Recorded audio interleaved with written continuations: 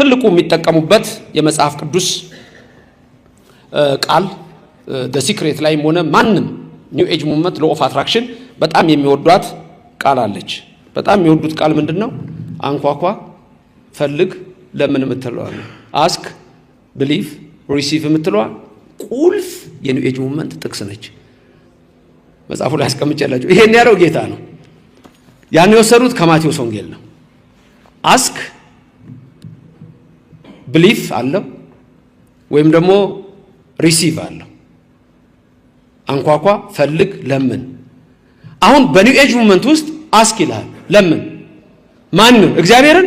በፍጹም። ማንን? ዩኒቨርስን። ማን ነው ዩኒቨርስ? ጂኒ። ተቀበል፣ ሪሲቭ አድርግ፣ ተቀበል። ከማ? ከእግዚአብሔር? በፍጹም። ከማ? ከሉሲፈር፣ ከሰይጣን ተቀበል ነው። በዚህ ነው ይህንን መጽሐፍ በዚህ መልክ ልጽፈው ያሰብኩትና ርዕሱ ላይ ሲጀምር እንደነገርኳችሁ 8 ወሳኝ ነገሮች አሉ። አዲስ ዓለም፣ ክርስትና፣ ስበት፣ ህግ፣ ዘመን፣ እንቅስቃሴ፣ እሳቤ።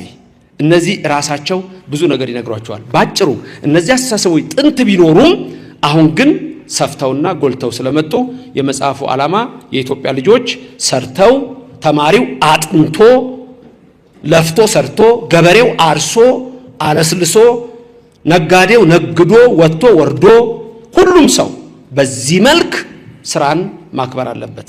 ለኢትዮጵያ የማይጠቅም ለሰው ልጆች አብሮ ለመኖር የማይጠቅም ቅድም የተባለውን ሁሉ ማህበራዊ ኑሯችንን ሁሉ የሚያፈርስ ዛሬ ያለንበት ላይ በትንሹ ነው የጀመረው፣ በትልቁ ግን ሌላ እየጎተተ መጥቶ መጨረሻ ግን ልጅን መስዋዕት እስከ ማረድ የሚያደርስ ክፉ ሐሳብ እንዳይመጣ ጥንቃቄ ያስፈልገዋል። በዚህ መልክ ነው መጽሐፉ የተጻፈው።